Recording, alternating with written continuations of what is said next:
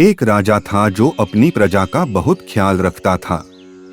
वह अपनी प्रजा के बीच जाता और उनकी समस्याओं को सुनता था। वह कोशिश करता था कि वह उनकी समस्याओं को दूर कर सके। उसकी कर्तव्यनिष्ठा के चर्चे दूर दूर तक फैले हुए थे।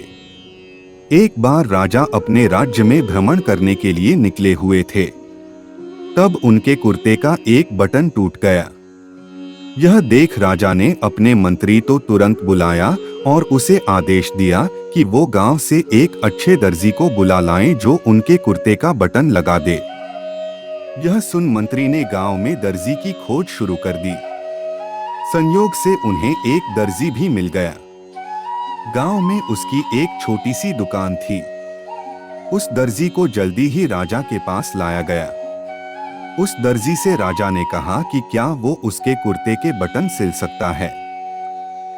दर्जी ने कहा कि यह तो बड़ा ही आसान काम है।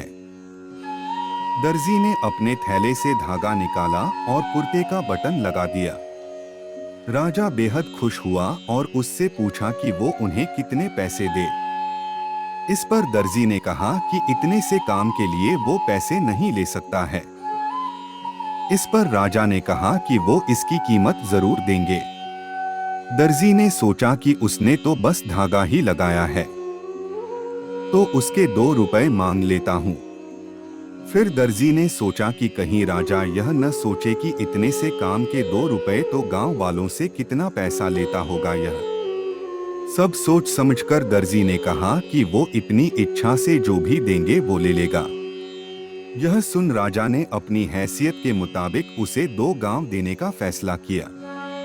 राजा ने कहा कि कहीं समाज में उसका रुतबा छोटा न हो जाए, इसलिए उसने यह आदेश दिया।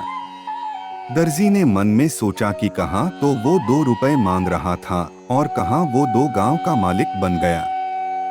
सीख, इस कहानी से हमें यह सीख मिलती है कि हम सभी अपनी क्षमता के अनुसार सोचते हैं, लेकिन भगवान हमें अपने हिसाब से सब कुछ देते हैं।